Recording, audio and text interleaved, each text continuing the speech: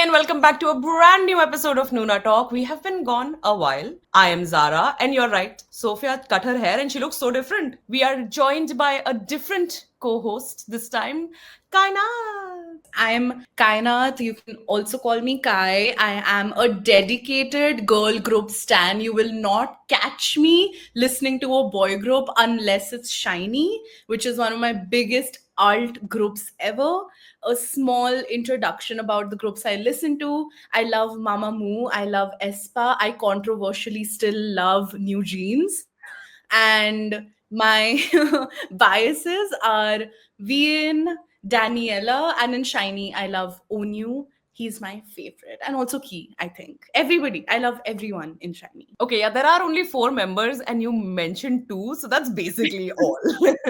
For our Mandus who've been around a very long time, you might remember Kainat from our season 1 episode, which is crazy. Like, think all the way back where we did a Wheein album, like deep dive. And now it's all the way to season 4. We live in different cities, we've moved homes, and yet K-pop remains in our life. That's so crazy. May has been busy. There's a lot of K-pop news, there's a lot of K-pop releases. One of the biggest ones I feel like everybody should be talking about is Bang Si-hyuk is under investigation.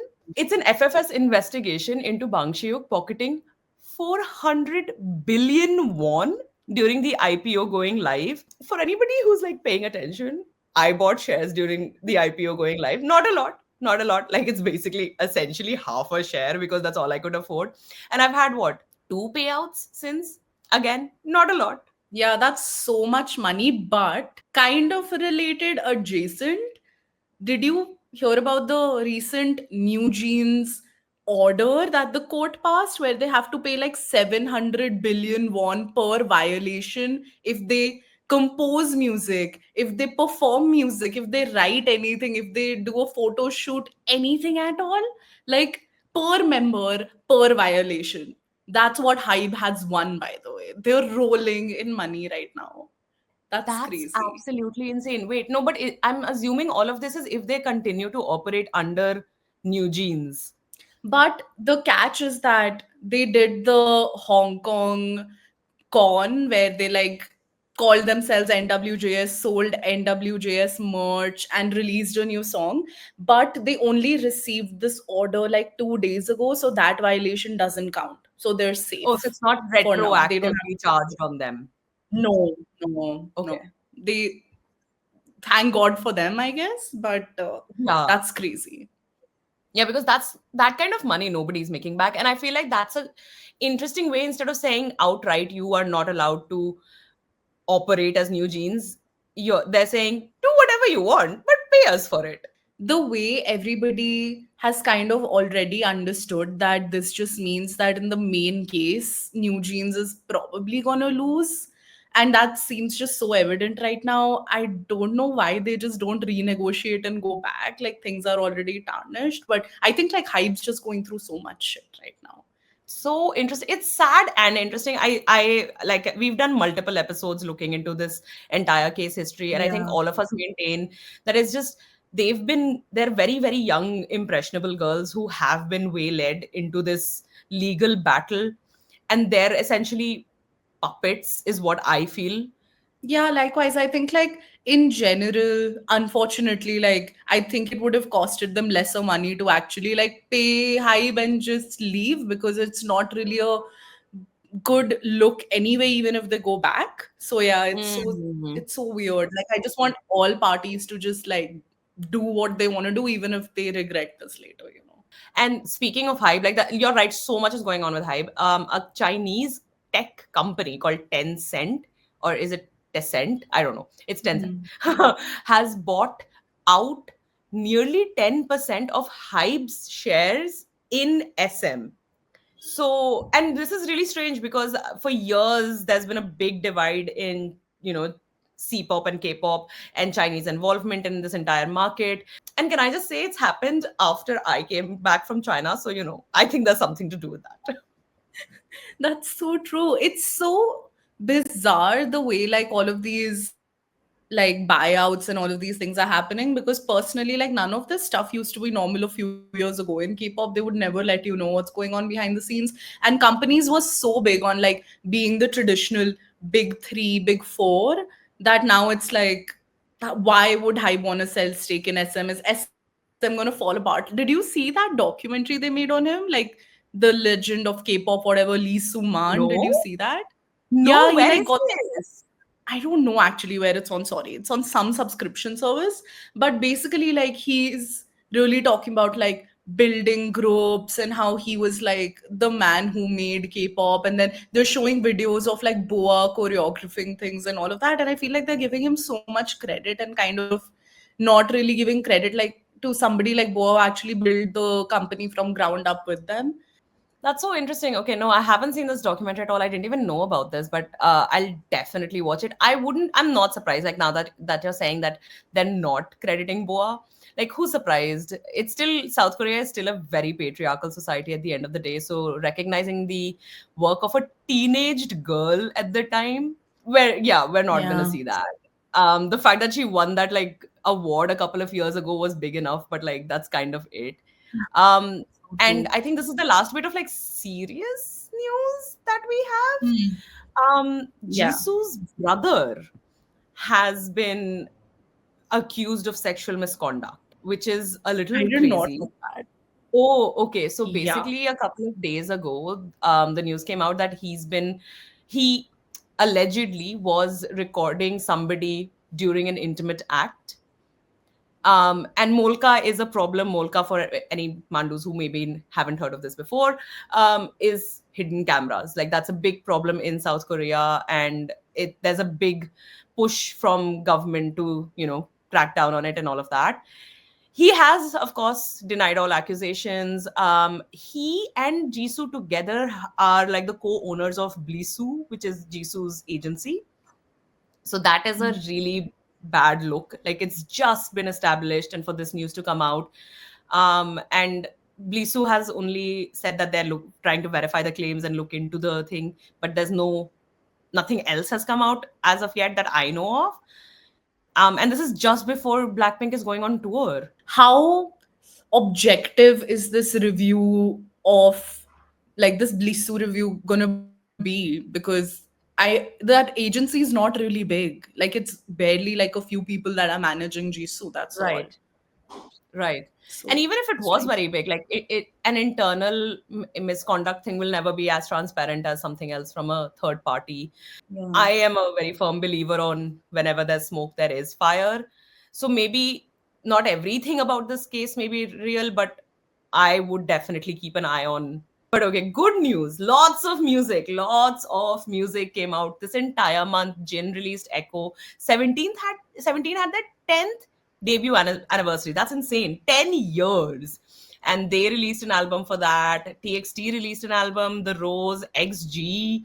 The Shiny came out with a mini album. Okay, love that.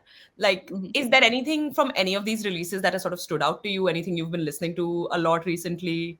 Yeah, to nobody's surprise, I am listening to that Shiny album, because as a really old Shawol, what was really fun about this is that they used, so they basically remade a song that Jonghyun was working on and he'd made the demo for.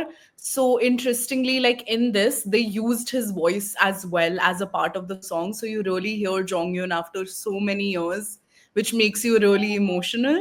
And it's really sweet. Like they're honoring his vision, how he sang it, how he wanted it. The entire release is very sweet, because the cover picture of it is like all of their hands together, and they leave space for his hand, which is in the shadows as well. It's really, Oh really, it's amazing how this is so heartfelt. And yeah, it's been a repetitive song on my playlist. Like, I love it. It's so great. that's so cute. Oh my god, I did not know any of this. Like I've just seen like the MV. But oh god, this is heartbreaking. I've been really enjoying TXT's new album, What's Your Love Language? Really fun. It is, however, Pride, Happy Pride Month. And if you're a BTS fan, happy Festa to you. And there's a lot coming up this week. There's an entire calendar of events that they have released, and almost all of the members, like six of the members, will be back by the time it's Festa. My main man Min Yoongi will not be back for Festa, which is very sad. But he is back in like 19 days, Mm. as of the recording of this episode. So it's happening. Yay! I've been looking at people on TikTok being really, really excited about like BTS being seven again, technically, like they'd be back together. And it's just so fun to like observe that energy from afar because I know what that feels like as a Mamamoo stan. I have been hoping, praying all of them to come back and like give us some music. So I'm really, really excited for everybody, like Army. I'm so excited for you. It's how do you explain this feeling to somebody? Like nobody's this excited about like I mean, I guess people would be this excited about a Backstreet Boys reunion, but it would never hit the same. You would love the group for it, but for the individual members having this much, Yeah. collective joy, pretty cool. It's like, when football championships start and you're like, yeah, football's coming back. It's like that, I guess. I don't know. I'm trying to be like, what do normal people care about? Oh God, there's a lot of K dramas also happening. Are you watching anything? Do you have anything on your like list of like a maybe in the future? No, I have not been watching anything, and that's because whenever this is, I mean, oh, you obviously know this about me, but whenever I delve into any shows, I have to finish them in the same night. I have terrible like binge watching tendencies. So after I think Hospital Playlist, I stopped watching for a while because I needed a break. It was really emotional and charged. Mhm. What are you watching though? Do you have anything lighthearted to recommend for me and the viewers? Okay, not okay. This is not the, it's not lighthearted at all. But there's a show called Pump Up the Healthy Love, which is a terrible translation. I don't know what the actual Korean name is, and I think it's really relatable to me personally because it's one where there's this girl who's sort of like flailing about in life, and then she goes on a fitness journey and then falls in love with her trainer. That part not so relatable. My trainers are very nice. I love them, but not like that. However, okay, I do think while it's a good show and I have enjoyed watching it, there are some scenes that are so incredibly relatable, especially when like she's on a restrictive diet and all of those sort of things, and she's imagining eating the good food the way I have lived that life. But it is a show set in a very body image conscious country. So there's a lot of words, a lot of phrasing, a lot of direction and conversation about body image, which isn't the healthiest. It's not very inclusive. So if you are somebody who may have issues around those things, I don't know if this is the show for you. Aside from that, it's a good show. It genuinely is, and there's a lot of like good things that do come out of it. And there's a lot of things about like, oh, it's just a community building activity at the end of the day if you go to a gym or if you do work out with people. But yeah, that's my takeaway because I can look at it from a different lens, but I don't know if it's for everybody. Give it to like Koreans and like I think the Southeast Asian community in general for coming out with the most unique storylines. Like there's not a single trope they've left untouched. That's pretty insane. But okay, wait, no, can I tell you this Mhm. insane thing that happened with K dramas? Have you seen you might have. Okay, it's on TikTok, it's on Reels. The Kim Son Ho trend. For what do they do in that Okay, trend? so basically, it's from When Life Gives You Tangerines, and it's the scene where IU had walked in Oh, wearing her yeah, wedding dress. I know. Yeah, so and he holds his heart and he dies and then like smiles and looks up. Like that scene and that trend became very popular, and everyone was doing it, and everyone was making their husbands do it. Book Talk loved it. So there's a song that goes with the trend. Like that was the song that everybody was playing and listening to. And I was wholeheartedly convinced that it was an IU song. And not only was it an IU song, I was like, it must be a part of the OST for When Life Gives You Tangerines. Okay, now keep that in mind. I was convinced that I'm like, this is an IU song. This is a Korean IU song. And Eternal Sunshine, Ariana Grande's album from last year, had its deluxe release recently. So it came up on my YouTube and I started listening to it.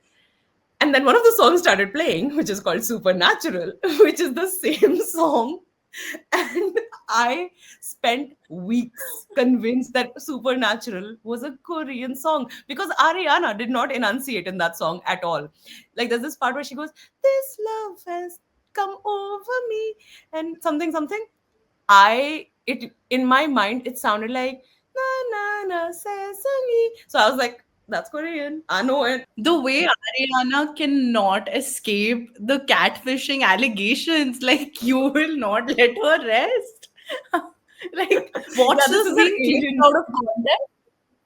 Okay, but that's what I've been spending the last couple of weeks doing. But you have had a very busy last couple of weeks. Between the two of Yeah. us, I feel like we have seen a variety of artists within a month. But you saw ITZY, Aespa, Eunice, For Eve, who is a Thai T-pop girl group, and I saw Hobie. But before that, you also saw Wheein in Hong Kong and somewhere else. And Bangkok, yeah. I saw her Oh, okay. twice. What was your experience? Which one did you like better? Did you feel like her performance was any better? And did you get to meet her? Wow, giving the spoilers already, Zara. I see you. But yeah, I think I saw Wheein last year. I saw her in March end and April first week. So essentially, I saw her 1 week after the next. The first one was in Hong Kong, and then the second concert was in Bangkok. My reason for doing this, aside from the fact that she needs my money, is that I just never know with these solo artists. Like they just never do a concert again because this was Wheein's first time doing a world tour. And look, she's been inactive for over a year now. So like so glad I saw her. But yeah, I went for the Hong Kong concert, and I think like about like the venue and the location and people, I think like the coolest thing about Hong Kong and the culture for like K-pop and how dedicated they are is just that they are so creative with the freebies and the lomos that they give out. Like I would recommend, if you're somebody who has the option of going to Hong Kong and you can afford it because it is slightly more expensive, is to definitely choose that over another spot because the fan culture is amazing.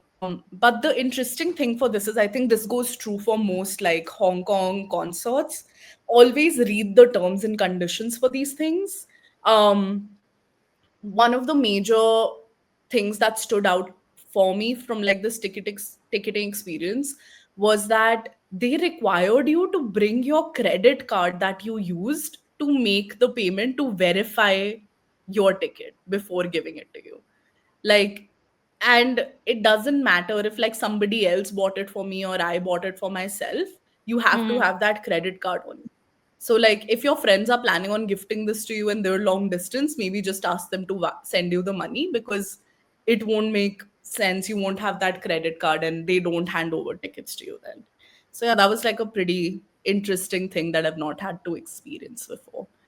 But yeah, it was so fun, and it was like watching an F1 driver getting their cars ready before the next lap, because like in between her like songs, the makeup people would like come in and they just like and like touch her up while she's talking to the audience. So she'd take a sip of water, she'd like talk to the audience, and on the side her team is like touching her up, wiping her sweat, really like getting her ready for the next um song. So yeah, that was a really fun experience. In all the boy groups and solo artists that I've watched, that's never happened. Other than once, like Taemin had that happen because he was supposed to step off of the stage and they were going to do like a video montage thing. Instead, he chose to stay on stage and watch the video himself.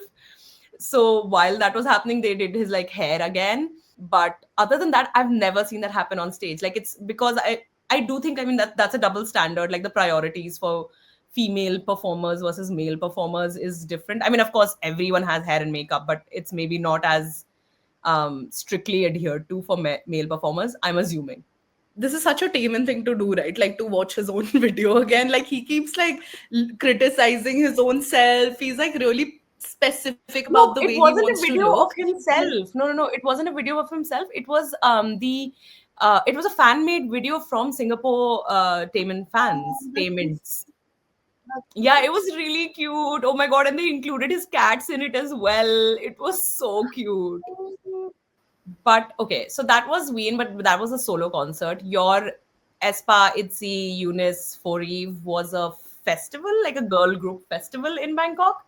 The thing is that I could just never get Aespa tickets, to nobody's surprise. They're just so hard to like grab a hold of. And a reseller, I don't want to support resellers because I'm so scared of being duped. So coincidentally, I came across like this is one thing like you should always be on the lookout for in countries that are not like very like K-pop heavy. Like they would come out with like smaller like fests and stuff where they would have relatively big artists like Aespa and ITZY, but smaller management companies. So they don't have channels where they're promoting this to Aespa's audience. Like when I bought this ticket, which was like about 10 days before the concert was actually going to happen, there were still empty seats.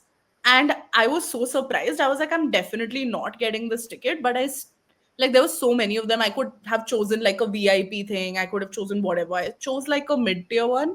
I mean, you should definitely go to these fests and stuff, but like just a word of caution, if you're somebody who's going there for an, and I think like this would ring true to you as well, Zara, when you talk about your experiences. If you're somebody who's opting for like a K-pop concert in Bangkok, don't expect like all of those fan freebies, lomos, all of that. It is not even to even like point 0.5 of the same intensity I saw in Hong Kong. Like I was the only one who was there with like a stack of lomos. Also, I wanted to make friends in Thailand, so I left like my Instagram there, and I was like, I don't know Thai, but let's talk, and I handed it out. And there was only one other person who had like lomos there, and like we exchanged those photo cards. But other than that, like there was nobody else there that I could um like that whole fan experience was kind of incomplete, which is also what happened during my Wheein Bangkok experience. Yeah, I think you're right. I would echo like similar sentiment. A couple of months ago, I did a video about like K-pop experiences across East Asia because now I've seen like one in several different East Asian countries. And you're right. I think in terms of fan experience, Thailand does come fairly low for me as well. One of the reasons I was trying to think about like why that is a maybe K-pop isn't that big a deal in Thailand because they have their own T-pop, which is extremely fascinatingly, wonderfully done. They have their own Thai dramas. They have their own ecosystem. And while K-pop is loved and adored, it's maybe not to the saturation level that it is in other countries. Maybe I'm just these. This is just a guess. And another thing that I definitely felt is Bangkok has become incredibly accessible over the last couple of years. Wherever you are in that area. So if you are from say Indonesia and your artist isn't coming to Indonesia, so flying to Bangkok to watch your artist perform there isn't that crazy an idea. So I think it's become a hub. So because of that, it's too fragmented. Then languages become too separate, and there's not a sense of greater community, which I definitely. I mean, I've not watched anything in Hong Kong, so I can't speak to that. But like Singapore was incredibly active, and there was so much outpouring of love and so much organization. Same with Philippines. Like I felt like Filipino moas. Like I mean, I watched TXT concert there. That was not the case in Bangkok at all. The venue was great. I went to Impact Arena and I really liked that. Which so I think it's just a mix, like you have to figure out what is really important to you. Like I loved the Vietnam culture. I loved how wonderful the fans were in Ho Chi Minh. Like I both of us, we've gone to all of these concerts alone. Like we go solo, we Yeah. we chat to people there, or we just spend the time alone. Like it's not that crazy. And I feel like Vietnam fans were so welcoming. People, like I still am in touch with people from there, and they were so nice. But the venue was horrendous. Like they didn't have a functional aircon. Cannot Oh, yeah, recommend it. you dealt with like a water issue, right? Yeah, there was no water. Like I didn't have water for hours, and I got burnt on my back because I was in VIP and we had to queue in the sun, in the open sun. Horrible overall. Like, so the venue was really bad, but like the fans were wonderful, the artist was great. So it's just like, what do you choose? Like, Thailand had an incredible venue, very well organized, but the fan community thing wasn't the best. So like, it's a Yeah. picking and choosing of what works and what doesn't. But having said that, this was not my ideal ticket. With Hobie, either I would wanted VIP, so I was right there, or I wanted a seated ticket, because anywhere else you just have to queue for a really long time, and I feel like that just takes up too much. Like, if it's a seated ticket, you can show up 15 minutes before, sit on your seat and have a great time, or your VIP, then the queuing Mm. is worth it. I think, okay, so all of these idols, they show up, okay, and they cry and they make it all about like, oh, this is the last time. Oh, I'm so happy. Oh, I've worked for like 15 years for this. Hobie came on, he danced, he thrusted, he wore like his like really skin tight clothes through which you could count each single ab. And he was just like, see y'all next time, and walked off. There was no moment, there was no time, there was no place for emotions. And But that's that so, is so him. exactly, yes. It was so Hobie coded. Oh my god, like honestly for me, like I know that I told this to you before personally, but like during the Aespa and ITZY concert, whatever, they, I mean, obviously this was like a group fest thing, so they couldn't perform a lot of songs. They performed their hits. It Mm. was great, obviously, and great Mm. fanfare. I will agree. They have a big fan culture, like fan base there. So I get it. But there was so much emotional chit chat. Like, please just perform Armageddon. Like, why are we talking to me? I paid you to like dance and sing. Just stop So talking to me. I'm so sorry. But like there was so much emotion. And I was like, can you channel your hobby energy and just dance and sing? Because yeah, why? Armageddon was not performed, guys. That is the biggest betrayal of my life. yeah, no, how is Espa doing that? That's so unreal. So Bangtan are meant to start like performing and do things as seven next year. Like that's what they have said. I'm not really holding my breath because it's already been delayed from 25 to 26, and a lot of them I feel like do want to do solo work. So I don't know what's going to happen. It might, it may not. I mean, it depends on how this like FFS investigations going on. But in Mm-hmm. case that does happen, Sophia and I both have decided, of course, we're going to watch the tour. Like, we're going to go somewhere and watch the concert. But we're like, first 5 stops we have to skip, because you just know all 7 of them are going to stand there and cry. You know it. They're going to be like, oh my God, we've been waiting for this for 3 years. And like, we'll also cry. And we're just here. We're not. No. If I'm paying that money, I'm paying for the hip thrusting, not for the tears. Like they started with like next level, and I think ITZY performed all of their great hits. So I didn't feel like, yeah, ITZY did everything. Like they did the wannabe shoulder shake thing. It was really fun, and some of the newer songs. But yeah, with Aespa, it was a lot of like chit chat, and then they performed like 5 songs, which was also a great experience. I'm not being ungrateful, but I was like, less chit chat, more sing. So yeah, that's where I was for You're sure. right. Actually, in a fest, you only get like a certain amount of time, right? So you just have to make the most of the time and how you fill up that space. But okay, you've now watched 5 artists, 5 K-pop artists. Am I right or am I wrong? Mm-hmm. Yeah, I mean, you're right. obviously, Wheein is your number one. Let's be honest. Yeah. But who would be your like next two, like your second and third?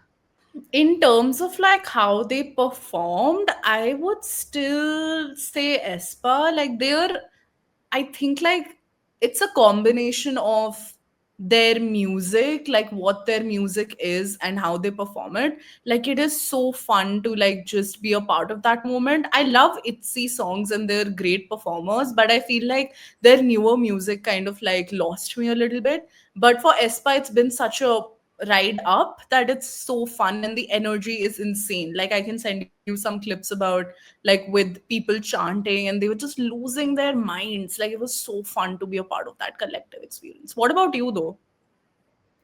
I mean, this should come as no surprise. Of course, Yoongi is number one for me. And like, Mm-hmm. I feel like if I wasn't a Yoongi stan, just because like he is my alt, Hobie would have overtaken him because I felt like as a performer, Hobie had a lot more to offer because he was dancing as well and singing as well. And not that Yoongi didn't, it's just that that's not what he's known for as such. But like he is my alt, so he will win because that is what the word bias means.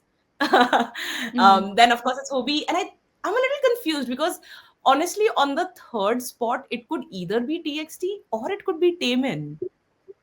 I feel like they were both really, really good, and they are both artists that I like really enjoyed. Until I watched Taemin, honestly, it was between TXT and Loco for me because I still stand by Loco being one of the best I've watched for a very long time. But yeah, then I watched Taemin and I was like, oh. But you only like barked for TXT. Like, let's be honest, who That is does true. that? That is true. That is true. That's I such a mean, it is in TXT exclusive experience. That's so true. But it is inbuilt into one of their songs. Like they are the furry lovers of K-pop. Hmm. So I mean, a little excuse has to be given there. But do you have any concerts coming up this year or in the future? Do you have any artists that you're like, okay, if they go on tour, I'm 100% watching them? It doesn't just have to be K-pop. It could be anything you're planning on watching in the next, I don't know, 6 months, 7 months.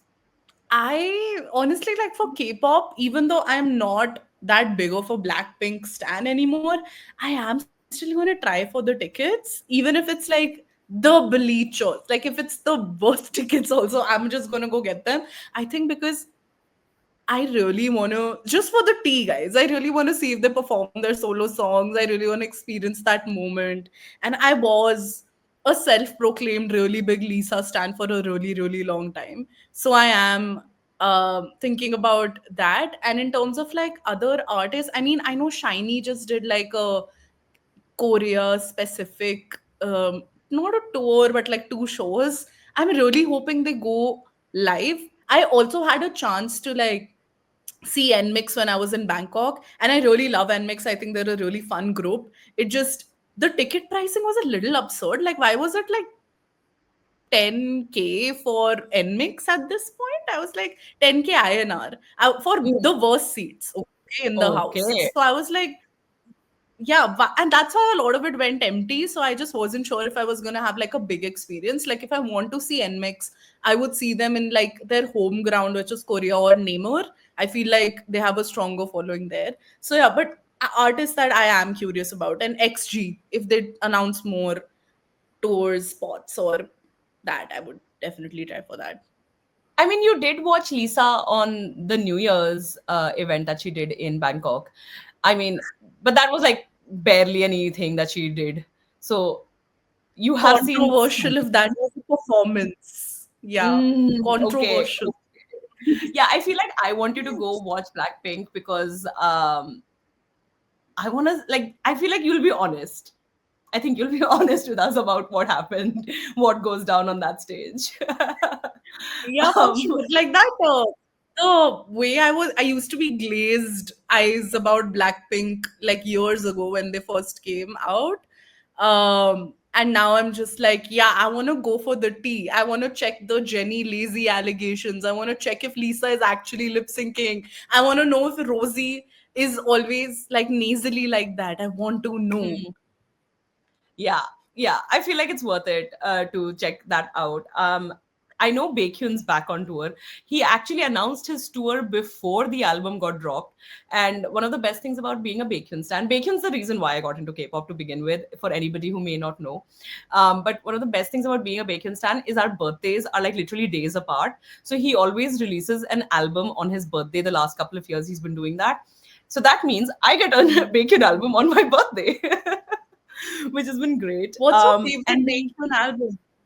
I love City Lights. I love City Lights. It was his first. Did you buy And I that now? I think you have yes, it now, right? yes, I have I all have of them. I am a big all. fan. I don't have his latest album, but I have all the others. Like I think Delight was great, but yeah, no, City Lights was like what a way to come out the gate. Like, oof, strong. But yeah, no, he's going on tour again. I don't know if I want to see him again because I literally saw him at this point exactly a year ago, and I don't know if the set list would have changed enough for it to be worth like going out and getting tickets and everything. Ask me again closer to the date though. Things will change. Uh, but I'm watching MCR. Oh my god, I am so excited. Sophia and I are gonna watch them. I don't know. I'm waiting. I feel like now that everyone's returning from the military, there is going to be solo work. I know Jin's going on his like very, very mini world tour. It's like literally four stops in America and two stops in Europe. And also the two stops are London and Amsterdam. Why? So I don't know. I really don't know. I Yeah, no, it does not make sense. But he is going to be in Europe the same time I'm potentially going to be in Europe. So let's hope those things line up. I don't know if I'll get tickets though. I really doubt it. But yeah, now that everyone else is coming back, I am expecting some things to happen there. Maybe towards the end of the year, there's things announced. So yeah, keeping my eyes on that. Thank you so much for joining me, Kainat. As my co-host, you were an honorary Noona for this episode. How did you feel? It's so fun being able to like talk about K-pop openly and actually like get the same receptive energy. It's hard to find a safe space to do that. I know like your audience probably doesn't know, but I am a lawyer. I'm also into like marketing now, and it is really hard to find safe spaces to talk about what you fangirl about, you guys. So cherish it when you have them. Keep watching Noona talk because it's so hard to find these sentiments that you can echo. I love being here. So fun. Oh, what a great way to plug the show before we end. We will be back in exactly 2 weeks with a brand new episode. Who will be the co-host? Who knows? We are here on YouTube. Where you can look at our faces, but we're also on Spotify. If you just want the audio-only version, we're also on every other podcasting platform that you can think of. But we will be back. Till then, I was Sarah. And I was Sky. Bye.